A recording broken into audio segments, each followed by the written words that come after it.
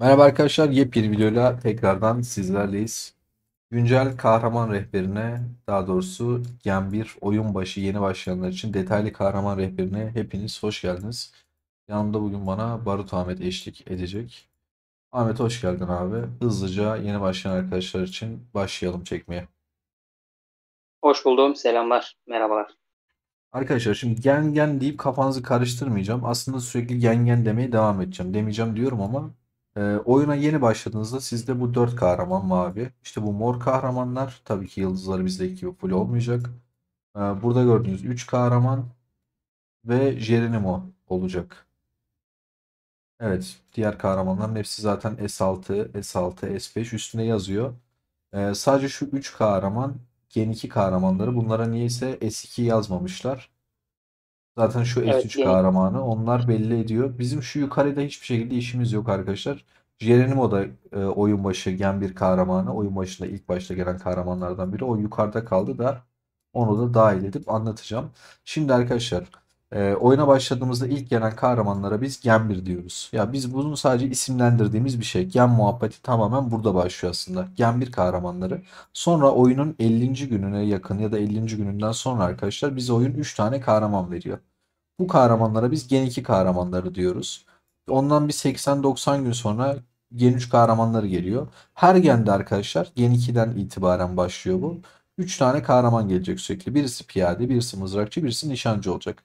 Biz de detaylı olarak kanalda daha öncesinde Gen kahraman rehberleri çekmiştik ama her birini 8-9 ay önce, bir yıl önce çektiğimiz için oyunda çok fazla şey değişti. Bizim fikirlerimiz değişti. Artık bunu güncelleme kararı aldık. Yeni başlayan bir oyuncuysanız hani şu videoyu başka hiçbir yerde bulamazsınız arkadaşlar. Bunu açık söyleyeyim. Kesinlikle bu videoyu izleyin. Hatalar yapmaktan kaçının. Çok fazla zaman ayırıyorsunuz. Çok fazla paralar harcıyorsunuz. Bu videoyu izledikten sonra gerçekten hata yapma payınız inanılmaz bir şekilde azalacak. Bunun garantisini hepinize veriyorum. Şimdiden hepinize iyi seyirler. Eğer videoları faydalı buluyorsanız ve çekmemizi istediğiniz farklı içerikler varsa lütfen yorumlarda yazın. Ben de elimden geldiğince ekiple birlikte çekmeye çalışayım. Şimdi oyuna başladığımızda sadece 4 tane mavi kahramanımız var ve hiçbir zaman bunun sayısı artmadı. Artmayacak da. Tabii oyun güncellemeyi de getirirse bilemem. Bu 4 tane kahramanımız bize kaynak toplamada işimize yarar kahramanlar arkadaşlar. Bu kahramanları zaten kendi kendine yıldıza doğru gidecek. Bunlara genel mitik parçalar var. Şöyle gösterdiğimde burada gösteremeyeceğim ama şöyle çantadan göstereyim. 3 tip bizim kahraman basma parçamız var. Birisi işte mitik genel kahraman parçası. Bizim için en değerlisi bu.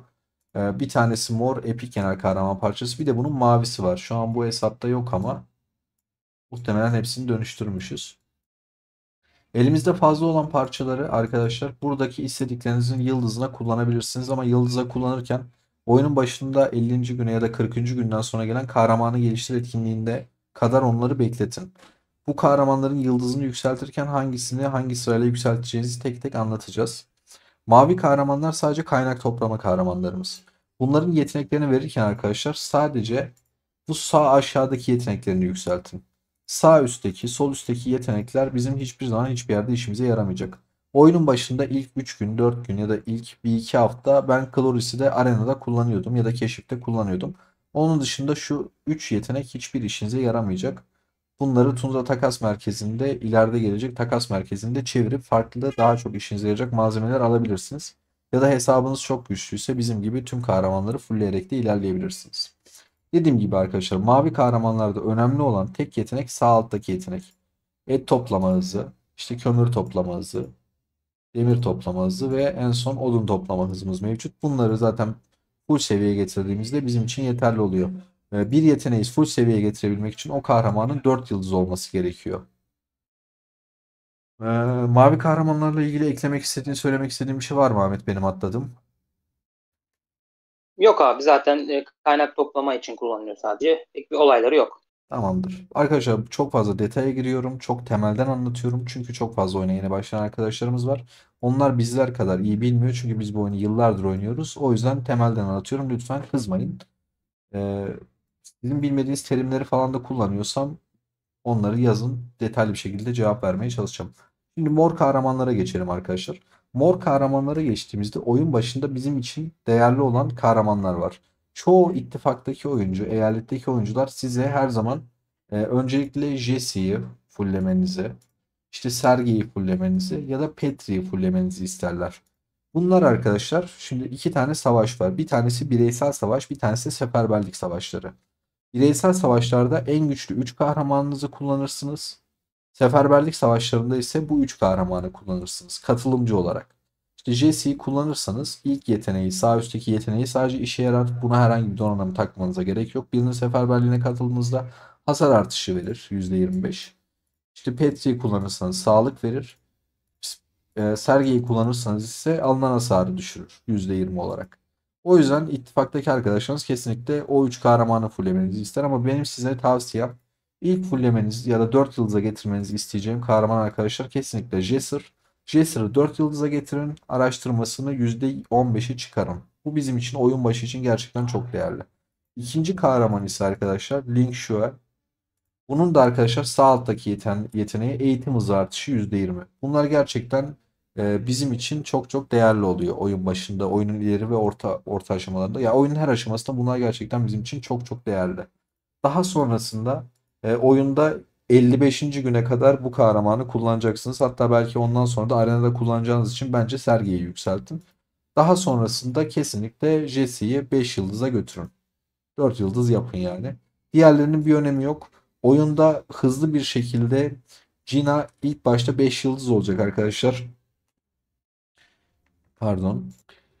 Cina etkinliklerinden çok fazla gelecek. 5 yıldız olacak arkadaşlar. Bu kahramanı nişancı kahramanınız olarak oyun başında kullanacaksınız. Bunun verdiği istatistiği şuradan görüyorsunuz. 5 yıldızda %110 istatistik veriyor. Ama Bahiti bundan çok çok daha iyi arkadaşlar. Oyunun yani 55-60 ya 2 ay boyunca Bahiti'yi kullanacaksınız. Çünkü bu 5 yıldıza geldiğinde %140 istatistik veriyor. Ve bunun yetenekleri savaş yetenekleri. Ama Jina'nın yetenekleri tamamen çöp arkadaşlar. Sadece enerji yetenekleridir. Hiçbir işinize yaramaz. Hatta Cina'nın 5 yıldız hali yanılmıyorsam Bahiti'nin 4 yıldız 2 yaprak halinden falan bile zayıf. O yüzden kesinlikle Bahiti'ye geçmenizi tavsiye ediyorum. Onun dışında Ayı'da kullanacak diğer kahramanlar falan var ama onun detaylara çok girmeyeceğim. Hangi sırayla yükseltmeniz gerektiğini de anlattım. Mor kahramanların çok da fazla başka işlevleri yok. Ee, Başka Ayı'da katılan kahramanlarda işte şey falan var. Jester, Seyon falan filan var ama onu zaten Ayı Avı videolarımda ya da Çılgın Joe videolarında falan detaylı bir şekilde görebilirsiniz. Oyunda herkesin yaptığı en büyük hatalardan biri. Molly'e asla mitik parça basmayın arkadaşlar. Genel mitik parçalarınızı sakın bu kahramana basmayın. Bu kahramana oyun kendi kendine hiç para yatırmadan ya da hiçbir parça basmadan 5 yıldız yaptıracak ve bu kahramanı çok uzun bir süre kullanacaksınız. Oyunun bize bedavaya verdiği bir kahramana gidip para yatırırsanız ya da yatırdıysanız paranızı çöpe atmış oluyorsunuz. Şimdiden bilginiz olsun. İkinci kahramanımız arkadaşlar Zimman. Bunun çark feleği geliyor. Yanılmıyorsam 2 kere geliyor. Oyunun herhalde bir ilk haftası geliyordu. Bir de ondan 2 hafta sonra tekrar geliyor. Kaç kere geldiğini şu an çok hatırlamıyorum. Çok da önemli bir konu değil ama bunun çark feleğini gördüğünüz zaman bu kahramandan uzak duracaksınız. Bu kahraman da kendi kendine zaten kale savaşlarından şuradan buradan gelip kendi kendine yükselen bir kahraman. Bu da bizi oyunda çok ileriye taşıyan ya da bizim için önemli bir kahraman değil. Oyun başında işimize yarıyor. Bunun sadece zaten şu yetenekleri bizim için değerli. Bu ikinci yeteneği. Bunu yükseltmeye çalışacaksınız. Ama buradan aldığınız bufflar yükselsin diye gidip buna parça basıp yükseltmek hiçbir şekilde mantıklı değil arkadaşlar. Bırakın kendi kendine yükseldiği kadar yükselsin. Üçüncü kahramanımız Natalya. Bu kahramanı VIP paketleriyle gidip satın alabiliyorsunuz. Eğer aylık 30 bin, 35 bin bandında yüksek yatırımlar yapan, orta ve yüksek yatırımlar yapan oyuncular değilseniz kesinlikle bu kahramanın gidip VIP paketlerini satın almayın. Tamamen çöpe attığınız bir para arkadaşlar. Oyun ilerleyen aşamalarında çok yüksek yatırımlı oyuncular sadece şuradaki buff'ı %10 istatistiği alabilmek için bu kahramanı alıyorlar. Oyundaki en değerli kahramanımız Geronimo. Arkadaşlar şuradaki bu kahramanı satın aldığınızda ve 5 yıldız yaptığınızda zaten öldürücülük ve sağlık %15 direkt istatistiklerinize yansıyor. Her yıldız %3 veriyor. 5 yıldızı tamamladığınızda 3 çarpı 5'ten %15'i almış oluyorsunuz ama önemli olan o değil. Bu kahraman oyundaki en değerli piyade kahramandır arkadaşlar. Tüm piyade kahramanları siz bir yeri savunurken savunmada çalışır. Geronimo ise saldırıda çalışır. Ayı avında oyunda 1,5-2 yıl boyunca bu kahramanı kullanacaksınız. Diğer savaşlarda ise oyunun 300. gününe kadar, yani neredeyse bir yıl boyunca bu kahramanı saldırıda kullanacaksınız. Ama bu kahramanın maliyeti inanılmaz yüksek. Bunu sadece VIP paketleriyle alabiliyorsunuz ya da oyuna gelen şeflerin salonu paketleriyle, şeflerin salonunda sıralamaya girerek alabiliyorsunuz. Ama oralarda gerçekten sıralamaya girmek inanılmaz zor arkadaşlar. Aylık böyle 200-300 bin lira para yatıran oyuncular orada size bu kahramanı bırakmazlar. Gidip asla bir yanılgıya kapılmayın. Ama derseniz ki ben aylık 50-60 bin lira yatıyorum, bu kahramanı da almak istiyorum. O zaman arkadaşlar zaten ayda 50-60 bin lira yatırıyorsanız hızlı bir şekilde VIPon'a ulaşacaksınız. Bir kahramanı, bu kahramanı VIP 7'den VIP 10 paketleri dahil tüm paketleri satın aldığınızda bu kahraman 4 yıldız oluyor. Daha sonrasında bu kahramanın silahını da eğer 8 seviye ya da 10 seviyeye kadar yükseltebilirseniz, bu özel silahını 8 ya da 10 seviyeye yükseltirseniz bu kahramanı siz de balina oyuncular gibi, çok yüksek para yatıran oyuncular gibi oyunun 300. gününe kadar çok rahat saldırılarda kullanabilirsiniz. Ve bu kahramanı alırsanız Gen 2'de, Gen 3'te, Gen 4'te herhangi bir piyade kahramanınızı almanıza gerek kalmaz. En azından orta yatırımlı oyuncular için söylüyorum. Düşük yatırımlı bir oyuncu şu kahramanı hiçbir zaman açmayacak. Açamaz da zaten. Açarsa da bir yıldız, 2 yıldız, 3 yıldız yaptıysanız paranızı çöpe atmışsınız demektir. Şimdiden geçmiş olsun diyeyim. Bu kahramandan uzak durun arkadaşlar. Para atmıyorsanız ya da düşük yatırımlı oynuyorsanız imkanı yok, yani bu kahramana sahip olamazsınız. Zaten bu kahramanın sadece silahını yükseltmek, herhangi bir kahraman 15 bin lira 20 bin lira arası bir para tutuyor arkadaşlar. Giden paraları özellikle size söylüyorum ki e, boşu boşuna paranız gitmesin. Sakın beni yanlış anlamayın yani. Onun dışında Molly'yi anlattık. Zimman'ı anlattık. Tamam. Oyun başında arkadaşlar kahraman yıldızları yükselecek. Kahraman yıldızlarını yükseltirken elinize gelen kendi kahraman yıldızlarını 3 yıldıza kadar yükseltin. Oyunun 40. gününe kadar 3 yıldızda bırakın. 3 yıldızdan sonra kahramanını geliştir etkinliği gelecek. O etkinlikte kahraman parçalarını bastığınızda 50 bin elmas alacaksınız. Daha sonra oradan 50 bin elmasınızı cebinize atın. Daha sonra bu kahramanları 4 yıldıza yükseltiniz diyelim o etkinlikte. Sonrasında oyunun 80. gününe kadar 4 yıldızdan 5'e götürmeyin. Parçalar çantanızda hepsi biriksin. Maviler de, morlar da, sarılar da arkadaşlar. 4 yıldızın üstüne sakın çıkmayın. 4 yıldızın üstüne çıkarsanız o parçaları boşa harcamış olacaksınız. Zaten 4 yıldızda yetenekleri fullendiği için bırakın fazla parçalar çantanızda kalsın. Oyunun 80. günden sonra subay projesi ve silahlanma yarışı gelecek. Oralarda kullanırsınız, en az 3-4 tane, belki 5 tane etkinlik kazanırsınız. Her seferinde etkinlik kazandığınızda 50 bin elmastan 200-250 bine yakın elmas toplayabilirsiniz. Sadece tüm kahramanların parçalarını biriktirerek diyeceğim ve bu kahramanlarla alakalı şunu da söyleyebilirim. Molly ve Zimma'nın silahını, benim tavsiyem arkadaşlar, kesinlikle bu özel silahlarını yükseltmeyin. Almayın. Hiçbir işinize yaramayacak. Tamamen sizin için israf diyebilirim. Oyun bizim için, düşük yatırımlı oyuncular için, hatta orta yatırımlı oyuncular için de arkadaşlar Gen 2'de başlayacak. Yani oyunun 50. gününden sonra başlayacak. Oyunun ilk 50 gününü tamamen yatırım, birikim, fırın seviyesi yükseltmekle geçiriyoruz. Yeni iki kahramanlar, yani şu üç kahraman geldikten sonra bizim için en önemli olanı Flint, Piyade, daha sonra ise Alonso. Bunları çok detaylı bir şekilde Gen 2 kahraman rehberinde, güncel rehberde çok detaylı nasıl yükselteceğiz, nelerini alacağız, silahlarını kaç yapacağız ve bunlar nerede ne işimize yarayacak hepsini anlatacağım. Sadece diyeceğim şu: elmaslarınızın hepsini şunun çarkı feleğine oynamayarak bunun çarkı feleğine, yani bu piyadenin çarkı feleğine bekleteceksiniz.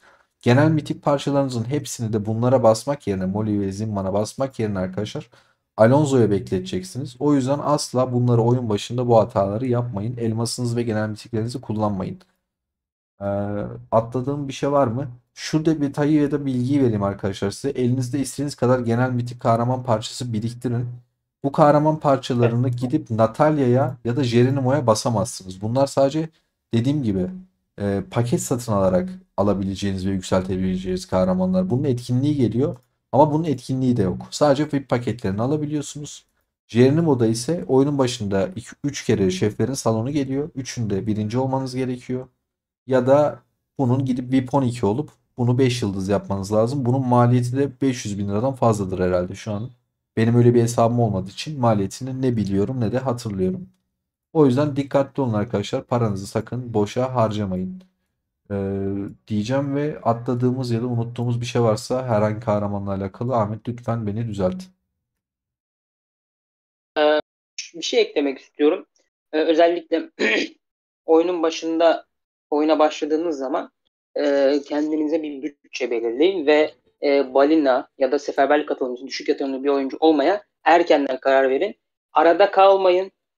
Arada kalırsanız Geronimo 3 yıldız, efendim 2,5 yıldız, Natalia 2 yıldız 3'e yükseltmemiş vesaire, böyle çok absürt hatalarla karşılaşılabiliyor bazen. Buna önceden karar verin. Bir bütçe belirleyin. Eğer balina olmaya karar verdiyseniz zaten Natalia, Geronimo bunları fullleyeceksiniz. Ya da düşük yatırımcı olacaksınız. Çağrı'nın az önce anlattığı şeyleri yapacaksınız. Zaten oyunun ve kanalın %90'ını oluşturan düşük yatırımcılar olduğu için burada balinalara değinmedik. Düşük yatırımcıya değindik. Zaten balinaların yapacağı şey belli. Ama bunu önceden kararlaştırın. Oyunun 50. 100. 150. günlerine kadar işte ortada kalmayın. Balina veya düşük yatırımcı olma konusunda kararınızı erken verin. Özellikle zaten bu oyun için bu çok önemli. Bu kadar diyeceklerim. Teşekkürler. O zaman çok fazla sorulan soru vardı. Arkadaşlar bu kısmı isterseniz not alın. İsterseniz kahramanları basacağınız zaman bu videoya gelin ve tekrar izleyin. Şimdi tek tek anlatıyorum. Etkinliklerde bunların yıldızlarını yükselttiğiniz parçalar size puan verir.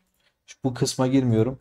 Buradaki yeteneklerini bastığınız sağ ve sol arkadaşlar. Bu kitaplar hiçbir etkinlikte size puan vermez. İstediğiniz gibi basabilirsiniz. Şimdi ben tek tek size bu gendeki bu sezondaki kahramanların hangi yetenekleri önemli, hangilerine basmanız gerekiyor, tek tek onları anlatacağım. Hızlı hızlı söyleyip geçeceğim. Siz orada kararı verirsiniz.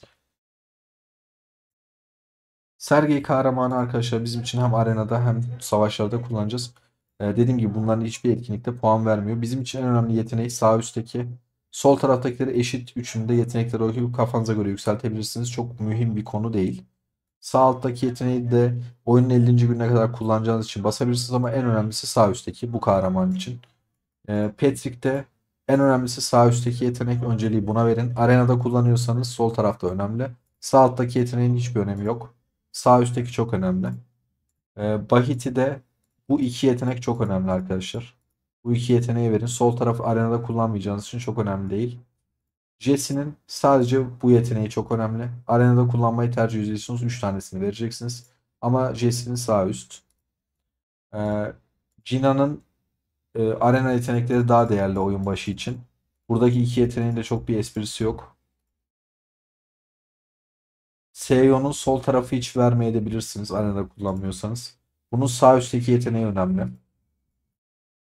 Valis'in Jesser'ın öncelikle sağ alttaki yeteneği, daha sonra sağ üstteki yeteneği. Sol tarafa vermeyebilirsiniz. Valis'in sadece sağ üstteki yeteneği, diğerlerinin hiçbirine vermeyebilirsiniz. Link Shu'nun sadece sağ alttaki yeteneği, diğer üçüne hiçbir şekilde vermeyebilirsiniz arkadaşlar. Molly ve Zimman'da da Molly'nin her türlü sağ üçü de sol üçü de vermek zorundasınız. Zimman'da ortadaki öncelik, sol tarafa vermeyin, arenada kötü zaten. Diğerlerini de sağ üst ve sağ altı da kafanıza göre yükseltebilirsiniz ama önemli olan ortadaki. Atladığım bir şey var mı? Yok. Zaten Jerinimo'su olan biri hepsini fullleyecektir. O yüzden detaya girmiyorum. Çok da uzatmayayım. Arkadaşlar umarım video çok sıkıcı olmamıştır. Tamamen bilgiyle dolu olmasını istedim ve Bir umarım şey kafanız eklemem lazım karışmamıştır. yine. Tabii. Evet. Sırasıyla gösterilen yetenekleri yükselttikten sonra gereksiz olduğunu, yani gerekli olmadığını burada belirttiğimiz yeteneklere sakın yönelmesinler. Çünkü oyunun başında mor ve sarı kitap çok zor bulunuyor. Yani ileride çok birikecek bunlar. Ancak oyun başında bazen sıkıntılar çekiyor oyuncular. Gördüm bunu. Ee, Özellikle öncelik verdiğimiz yeteneklere gitsinler. Bir kahramanın bir yeteneği 4-5 olduktan sonra diğerini işte 2-3 yapmaya kalkmasınlar. Çünkü yetmeyecek oyunun başında. Ona göre dikkatli harcasınlar, kitaplarını tasarruflu kullansınlar. Kesinlikle. Zaten bu kahramanların hangi yeteneklerini vermeleri gerektiğini başta söylemiştim. Arkadaşlar anlattık o kadar. Umarım hoşunuza gitmiştir. Eksiklerimiz varsa yorumlara yazabilirsiniz ya da kafanızı karıştırırsak da kesinlikle yazın. Önemli konu çünkü. Seviliyorsunuz. Kendinize iyi bakın. Sağlıcakla kalın.